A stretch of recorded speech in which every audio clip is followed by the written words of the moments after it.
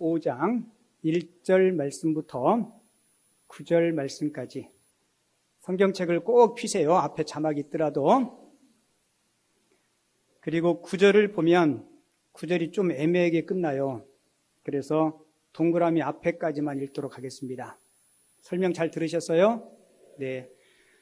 요한복음 5장 1절로 9절까지를 교독합니다. 그 후에 유대인의 명절이 되어 예수께서 예루살렘에 올라가시니라.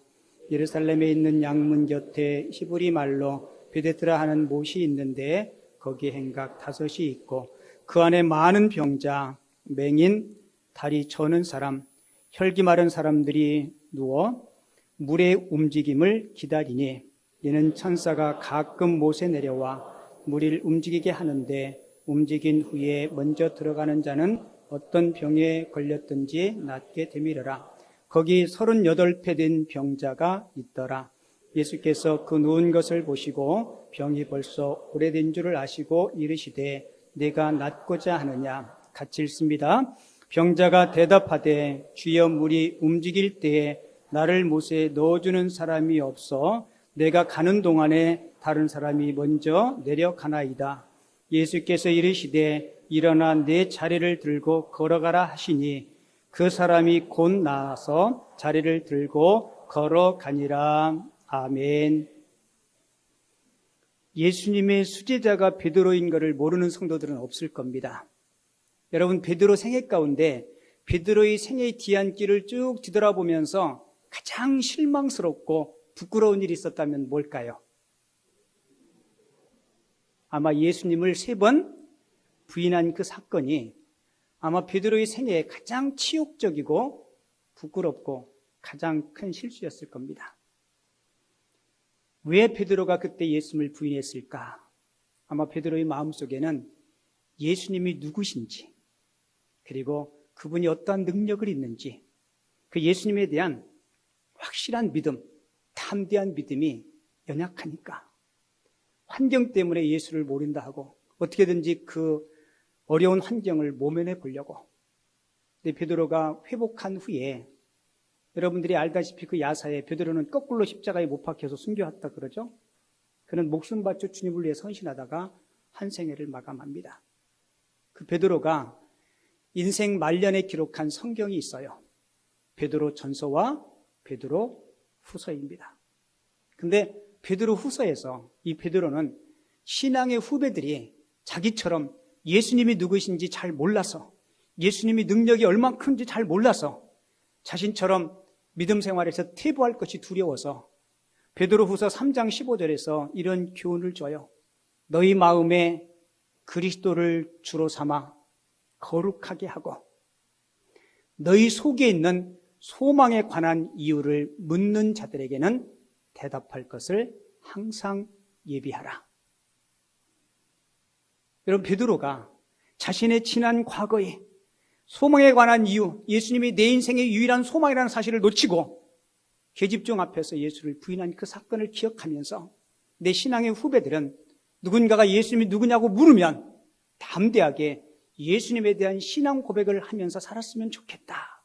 이런 마음으로 이 교훈을 준 거예요.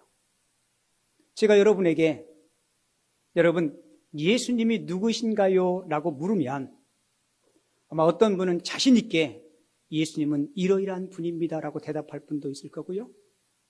어떤 사람은 그 질문에 막상 대답을 하려고 하니까 어떻게 대답해야 될지 몰라서 아마 당황하는 분도 있을지 모르겠습니다.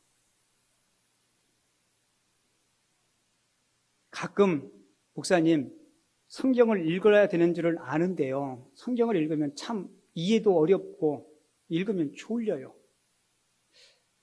그런데 제가 성경을 읽고 싶은데 어떻게 읽어야 돼요? 어디부터 읽어야 됩니까? 그러면 저는 꼭 요한복음을 읽으라 그래요. 왜냐하면 요한복음은 예수님이 누구신지, 우리가 어떻게 구원을 받을 수 있는지 다른 어떤 성경보다 요한복음은 잘 설명해 주고 있습니다. 요한복음은 예수님의 제자였던 요한에 의해서 기록되죠. 요한이 요한복음을 기록한 이유가 있어요. 예수님은 우리의 구원주, 예수님은 우리의 메시아, 예수님을 통하지 않고 그분으로 말미암지 않고는 하나님 나라에 갈 수 없다는 사실을 많은 사람들에게 알려줌으로 예수 믿고 구원받게 하기 위해서 요한복음을 기록했습니다. 그래서 요한은 요한복음을 통해서 예수님이 우리의 구원주라는 사실을 여러 가지 방법들을 통해서 설명해요. 그 첫 번째 방법이 예수님의 자기 선언입니다. 예수님은 자신이 누구인가를 요한복음을 통해서 많이 선언해요. 여러분들이 잘 알다시피 예수님은 이렇게 말씀하죠. 나는 생명의 떡이다. 여러분, 살려고 먹죠, 그죠? 먹으려고 사나요? 살려고 먹는데 그것이 음식이었던 빵이었던 뭐든지 먹으면 먹을수록 어떻게 돼요? 죽음을 향해서 가요. 여러분들 나이도 먹잖아요, 그죠? 올해 한 살씩 더 먹었잖아요, 그죠? 그죠? 여러분 나이를 많이 먹은 사람이 먼저 죽을까요? 적게 먹은 사람이 먼저 죽을까요? 그 질문도 아니죠, 그죠? 객관적으로, 그죠? 옆 사람 보세요. 나보다 먼저 죽을 것 같은지 아니면 내가 먼저 살 것 같은지. 여러분, 우리가 살려고 먹는데 세상의 음식은 먹으면 먹을수록 자꾸 죽음을 향해서 다름질해요. 그런데 예수님은 나는 생명의 떡이다. 나를 먹는 자는, 나를 믿는 자는 영원히 죽지 아니하리라. 내가 곧 길이고 진리고 생명이다. 내가 양의 문이다. 예수님은 요한복음을 통해서 자신이 어떤 분인지를 계속 설명하고 있습니다. 근데 사람들이 그거는 네 말이고 이렇게 이야기하면 객관성이 없잖아요. 그래서 요한은 예수님을 만난 사람들의 목격담, 예수님의 만난 사람들의 증언을 소개해주고 있습니다. 그게 두 번째, 요한이 우리 예수 그리스도가 우리의 구원주이심을 증명하는 방법이에요. 여러분, 요한복음에 보면 예수를 만난 사람들이 많죠. 여러분들이 잘 아는 수가성 우물가의 여인이 과거가 부끄러운 여인이었어요. 이 여인이 예수를 만난 후에 물동이를 버려두고 자기 마을로 가서 뭐라고 증거해요? 내가 메시아를 만났다. 내가 구원주를 만났다. 그분이 주는 물을 먹는 자는 영원히 목마르지 않음을 경험했기에 이 목격자가 예수 그리스도를 증거하고 예수 그리스도를 자랑하고, 그리고 요한은 세 번째 방법은 7가지의 기적을 통해서 예수님이 우리의 구원주이심을 우리에게 보여주고 있습니다. 여러분, 요한은 예수님께서 행하신 7가지 기적을 기적이라고 표현하지 않고 표적이라고 얘기해요. 표적을 영어 성경에 보면 사인이라고 그렇게 표현하고 있습니다. 예를 들면 이런 거예요. 우리 운전하고 가다 보면 고속도로 딱 진입하면 이정표 있죠. 표지판, 사인. 거기에 예를 들어서 부산 혹은 대전 이렇게 써 있으면 여러분, 그 사인이 있는, 그 간판이 있는 그 자체가 서울이나 대전은 아니죠. 가려고 하는 방향을 보여줄 따름입니다. 여러분, 요한복음에 기록되어 있는 표적이 그 역할을 해요. 그러니까 예수님이 어떤 기적을 행할 때 기적 자체가 목적이 아니고 이 기적을 통해서 예수님이 우리의 구원주이심을 보여주기 위해서, 그분을 믿을 때 우리가 영생을 얻는다는 사실을 보여주기 위해서 이 기적의 방법을 동원합니다. 예를 하나 들어볼까요? 요한복음 2장에 보면 예수님께서 갈릴리 가나 혼인잔치에서 물로 포도주를 만들어요. 요한복음 2장 11절에 보면 예수께서 이 첫 표적을 갈릴리 가나에서 행하여 그의 영광을 나타내심에 제자들이 그를 믿으니라 라고 기록하고 있습니다. 그러니까 예수님이 갈릴리 가나에서 물로 포도주를 만든 이 표적은 궁극적인 목적이 뭐예요? 제자들로 하여금 예수님이 우리의 구원주임을 믿게 하기 위해서. 자, 보세요. 예수님이 제자들을 부르셨어요. 예수님의 사역 초기입니다. 제자들이 배와 그물을 버리고 모든 삶을 포기하고 주님을 쫓았어요. 근데 마음 한쪽에 내가 과연 예수를 잘 선택한 것인가? 과연 이분이 진정한 우리의 메시아, 우리의 구원주인가? 이런 의구심이 생길 수 있어요, 없어요? 여러분, 있습니다. 신학생들도 신대원에 들어가면 내가 과연 주의 종으로 내가 이를 감당할 수 있을까라는 의구심들이 자꾸 생길 때가 있어요. 그런 시점에서 예수님은 갈릴리 가나 혼인잔치에서 물을 가지고 포도주를 만들어요. 여러분, 그 일에 친히 동참한 사람이 주님의 제자들이었습니다. 그 사실을 눈으로 목격한 후에 성경은 뭐라고 얘기해요? 이렇게 기록하죠. 제자들이 그를 믿으니라.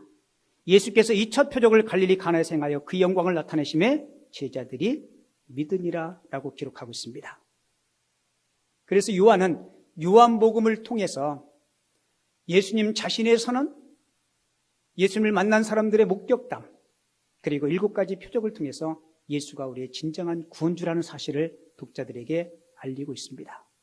그래서 요한은 요한복음 20장 30절과 31절에서 이 요한복음을 기록한 목적, 표적들의 의미를 증거하고 있는데요.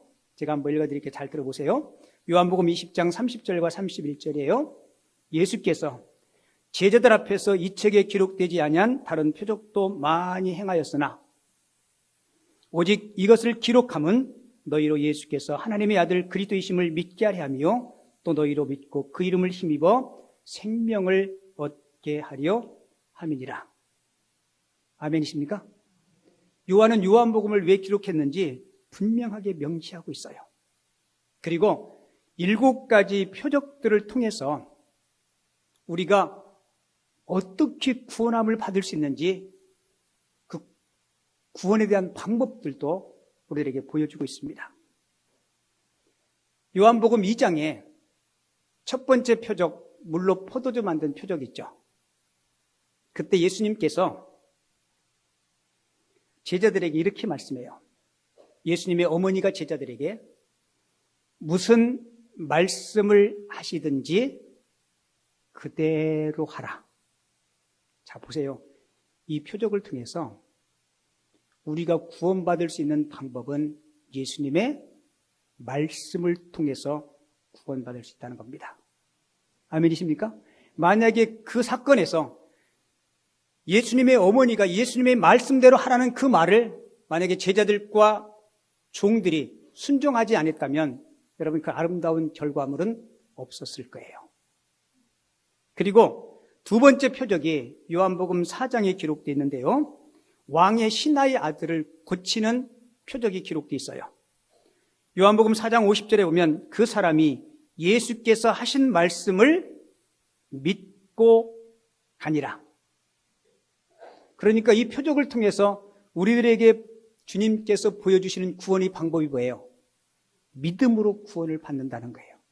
뭐로요? 믿음으로. 자, 보세요. 요한복음 2장은 말씀에 의한 구원, 요한복음 4장은 믿음에 의한 구원. 그리고 오늘 본문은 38년 된 병자를 고치신 표적인데요. 어느 누구도 관심 갖지 않는 오래된 이 환자에게 주님이 찾아오셔서 그에게 은총을 베풀어 주세요. 뭐를 베풀어 줘요? 은총. 그러니까 요한복음의 7가지 표적 중에 첫 번째, 두 번째, 세 번째는 말씀을 통한 구원, 믿음을 통한 구원, 은총에 의한 구원. 여러분, 이 세 방법 외에는 우리가 구원받을 수 있는 방법이 없습니다. 여러분, 오늘 본문은 여러분들이 아주 익히 잘 아는 말씀이에요. 7가지 표적 중에 세 번째 표적을 소개합니다. 이 사건이 일어난 때는 명절이에요, 명절. 이번 주 토요일이 설 명절이듯이 유대인들이 명절이에요. 아마 대부분의 신학자들은 유대인의 6월절이나 아니면 부림절과 같은 명절, 축제의 기간입니다. 여러분, 이스라엘 백성들은 6월절이 되면, 신앙의 절기가 되면 흩어져 있던 사람들이 다 예루살렘에 모여요. 명절 때 우리가 고향 찾아가듯이. 그리고 한 주 동안 풍성한 음식이 있고 노래가 있고 향연이 있습니다. 그리고 그리웠던 사람들을 만나는 그런 기쁨이 있는 명절이에요. 그런데 이런 즐거운 잔치자리 한 구석에 외롭고 고통받는 사람들이 있었습니다. 누구예요? 자, 본문 2절, 3절 볼게요. 예루살렘에 있는 양문 곁에 히브리 말로 베데스라 하는 못이 있는데 거기 행각 5이 있고 3절 같이 읽어요. 그 안에 많은 병자, 맹인, 다리 저는 사람, 혈기 마른 사람들이 누워 물의 움직임을 기다리니 그렇게 기록되어 있죠. 여러분, 베데스다라는 연못 주변에 행각 5, 정자가 5개가 있는데 거기는 사람들이 항상 많이 모여 있어요. 왜 모여 있어요? 재밌는 것은요, 그들이 모여 있는 이유를 4절을 보면 알 수 있어요.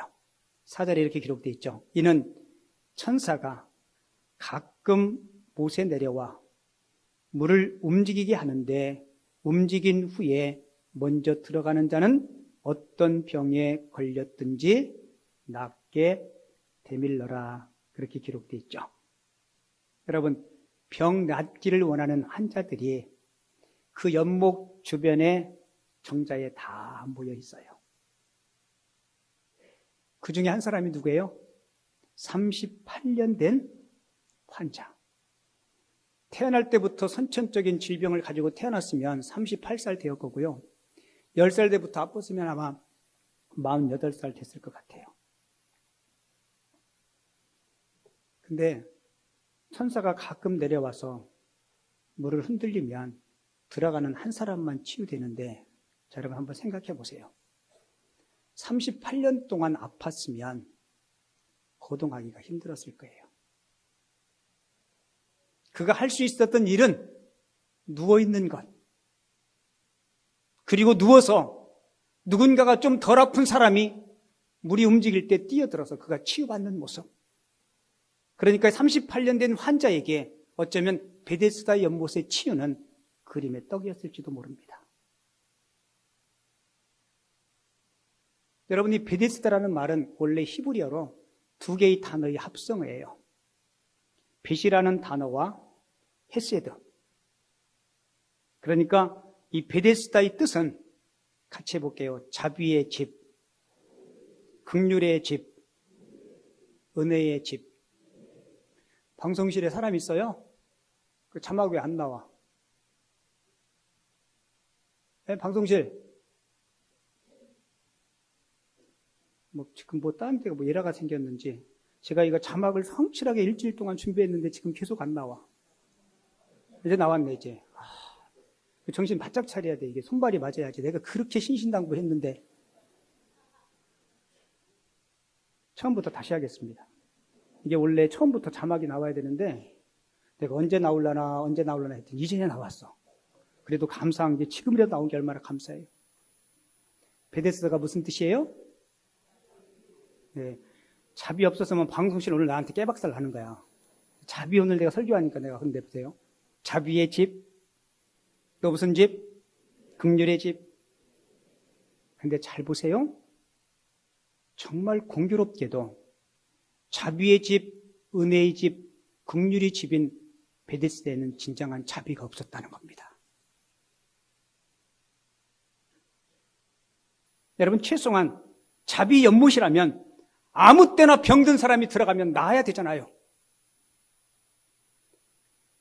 언제 물이 움직일지도 몰라요. 1년을 기다려야 되는지 2년을 기다려야 되는지 언제 물이 움직일지 몰라요. 천사가 내려와서 물이 움직이면 그 연못에 가장 빠른 사람이 들어가면 딱 한 사람만 치유받아요. 여러분, 그곳이 어떻게 자비 연못이 될 수 있어요? 너무 모순되지 않아요? 자비 연못이지만 경쟁이 너무 치열해. 혜택받는 사람이 너무 적어. 제가 가만히 생각해 봤어요. 천사가 와서 물을 통하면 가장 먼저 뛰어들어가는 사람이 누굴까? 오늘 성경에 보면 거기 병자들을 소개하는데요. 많은 병자, 맹인, 다리 저는 사람, 혈기 마른 사람. 맹인은 시각장애인이니까 어디로 뛸지 모르니까 이거 들어갈 가능성도 없고, 다리 불편한 사람들은 뛰려고 그러면 제가 가만히 생각해 보다가 무좀 환자가 먼저 발 확 집어넣을 것 같아요. 여러분, 최소한 그것이 자비의 집이라면 중증 환자들을 챙겨서, 얘들아, 우리는 그냥 살만하니까 이분 좀 아프니까 우리가 좀 이분 들어가서 좀 넣어주자. 그래 해야 돼, 안 해요? 우리 남연교회는 그렇게 할 거죠.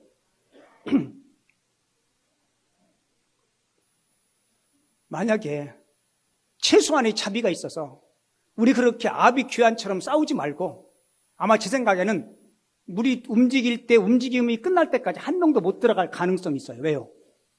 못 들어가게. 발목 붙잡는 거야. 그러겠어요? 안 그러겠어요?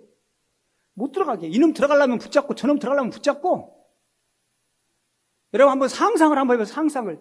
그게 무슨 베데스다입니까? 그게 무슨 자비의 집입니까?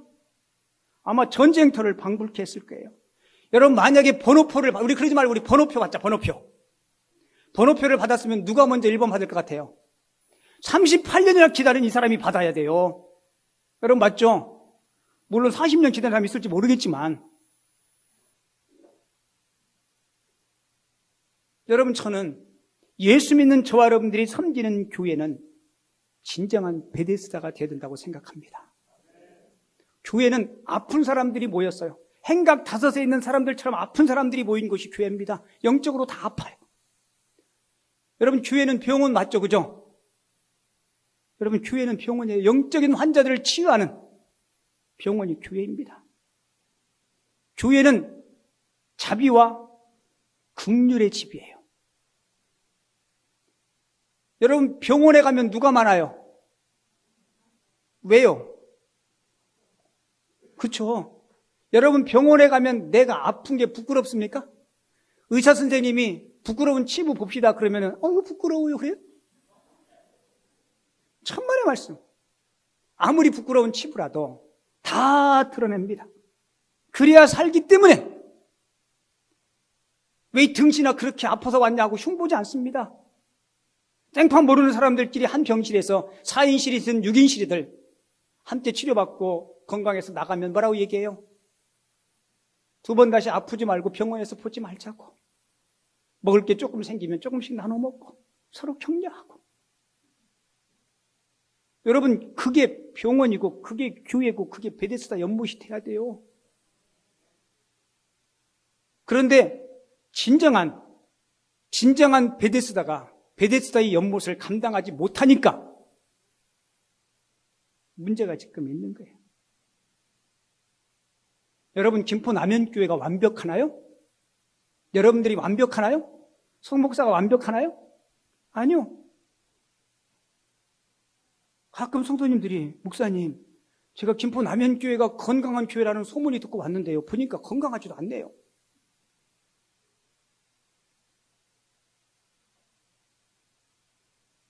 우리 교회 건강해야 하네요. 잘 들으세요? 여러분 몸에 아프면 1차적으로 어디 가요? 가까운 병원 갑니다. 그죠? 의사님 이렇게 청진기도 대보고 별거 아니에요. 몸살 감기니까 약 며칠 처방하면 될 거예요. 주사 맞고 가세요. 의사님이 그러면 저는 주사 아프니까 안 맞을게요. 약만 주시면 안 돼요. 그랬더니 그럼 그렇게 하세요. 그래요. 왜요? 살만하니까. 근데 이분이 청진기를 대봤더니 만약에 숨소리가 그럼 뭐라고 할까요? 이거 문제가 심각하니까 큰 병원에 가서 뭐하라 그래요? 같이 점검해보고 진찰하라고. 저는 우리 교회가 이런저런 이야기, 아픔이 있고 세상 말로 이야기하면 중환자들이 많다면 우리 교회는 틀림없이 건강한 종합병원 맞습니다. 조그마한 동네 병원이 아니고 정밀하게 진찰하고 치유하고 회복할 수 있는, 혹시 여러분들 주변에 여러분들하고 생각이 다르고 저분이 왜 그럴까 그런 분들 계시면 우리 교회가 종합병원이니까 치료받으러 왔나 보다. 종합병원의 원장 되시는 예수님께서 치유해 주실 거야. 그러면서 여러분 아프니까 흉보면 돼요, 안 돼요? 여러분 안 돼요. 얼마나 아프면 저럴까? 제가 전에 한번 얘기 드린 적이 있는데요. 병원에 신방 가다 보면 엘리베이터가 사람들이 꽉 차가지고 빨리 급한데 그래가지고 환자 전용을 제가 tas어요. 어떤 할머니가 저를 휙 쳐다보더만 멀쩡한 게 탔다고? 제가 그랬어요. 할머니 제가 겉으로는 봐도요 마음이 아파요. 그랬더니 그렇지 마음 아픈 사람 어디 있겠어?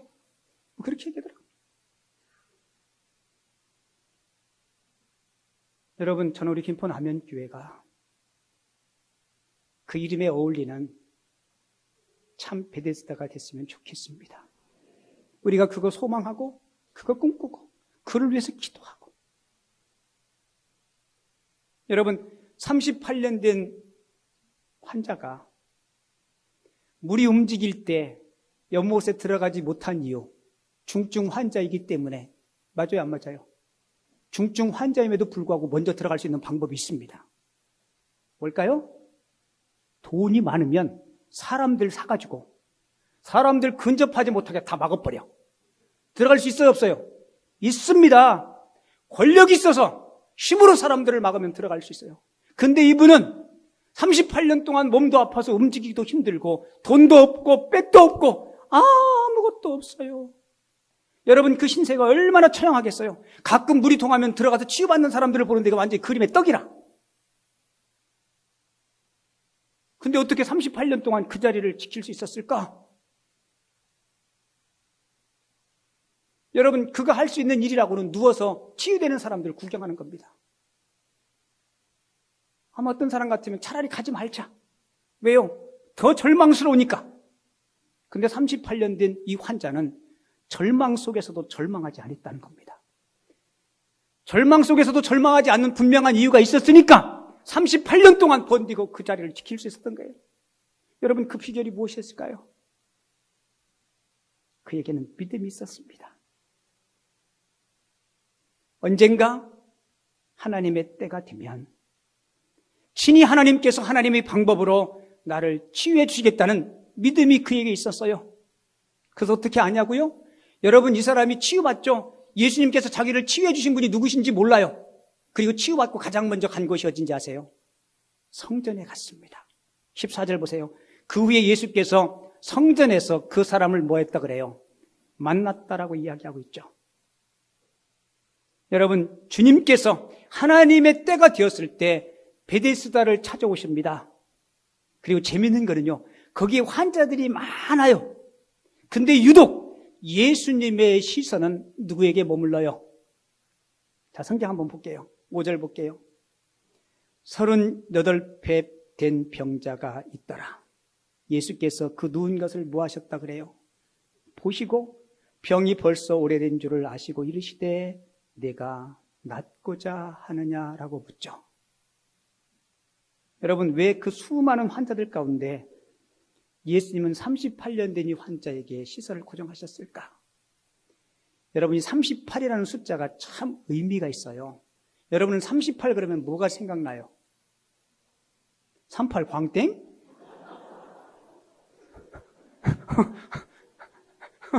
이건 거의 수준이 타짜 수준인데?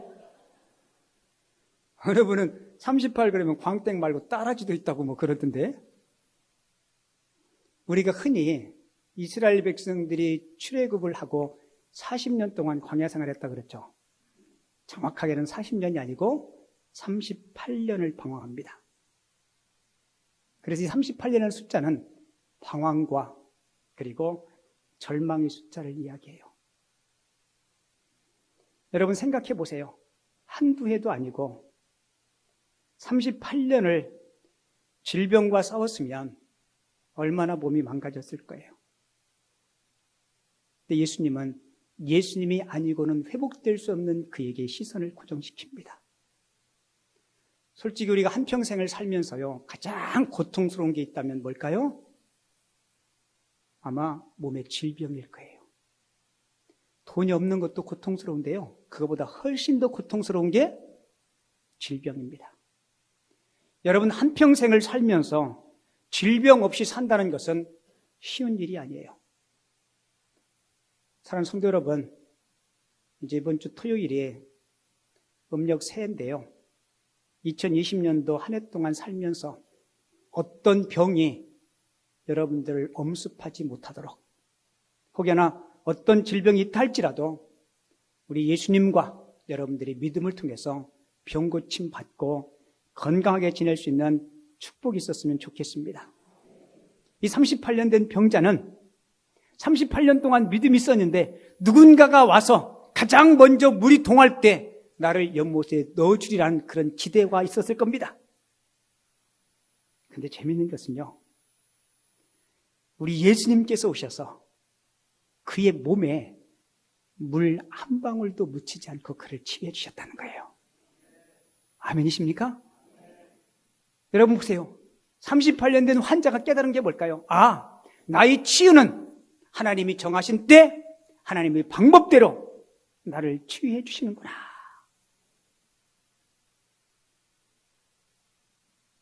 여러분, 얼마나 그의 마음에 간절함이 있었겠어요. 만약에 예수님이든 아니면 물이 흔들릴 때 들어가든 이거 아니면 저거 되겠지. 여러분, 그런 사람에게 주님께서 시선을 주지 않습니다.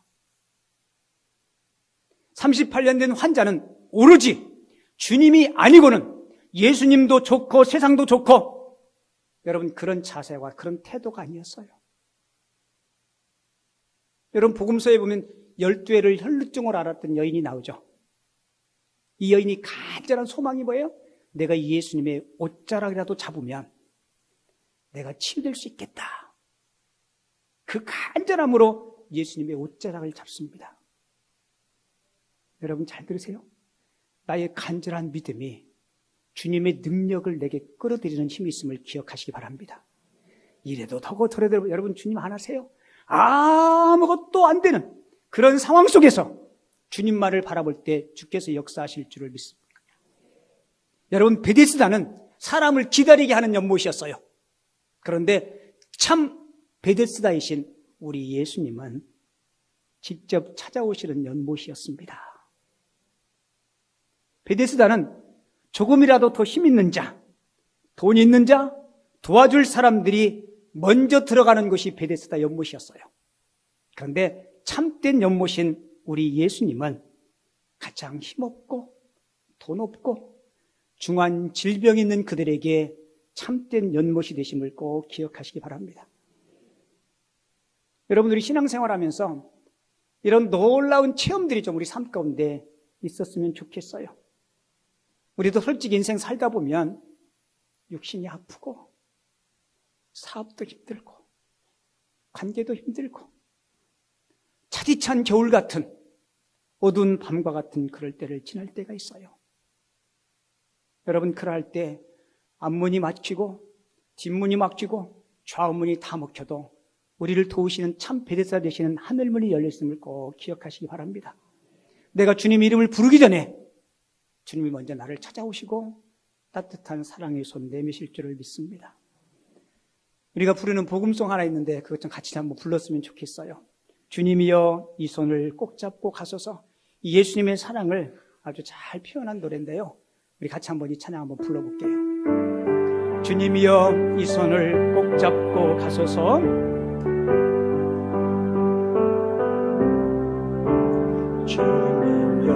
주님이여 이 손을 꼭 잡고 가소서.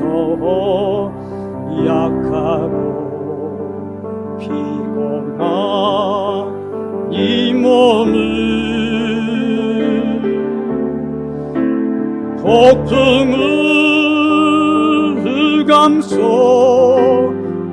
치사 빛으로 손잡고 날 인도하소서. 인생이 힘들고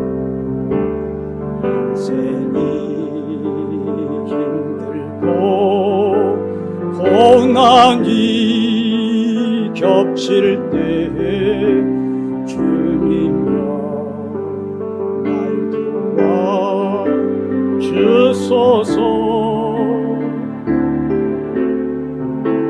외치는 이 소리 귀 기울이시사 손잡고 날 인도하소서.